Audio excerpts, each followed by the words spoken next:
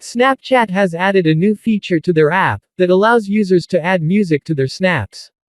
In this video I'll be showing you how to use Snapchat Music.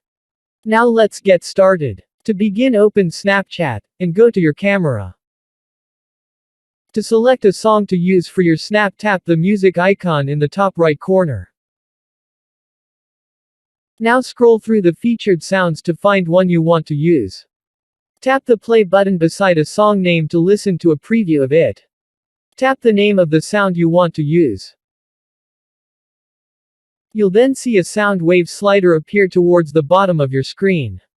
Slide this bar sideways to adjust which part of the song you want to use. Tap the play button beside it to hear a preview of your selected section. When you're ready, go ahead and snap a photo or video. Similar to how music works on Instagram stories, a sticker will appear on your snap showing the song information. You can place this sticker wherever you'd like on your snap. If you remove this sticker, the sound will be removed with it. When you're done adding filters, stickers and text to your snap, go ahead and send it to a friend or post it in your story.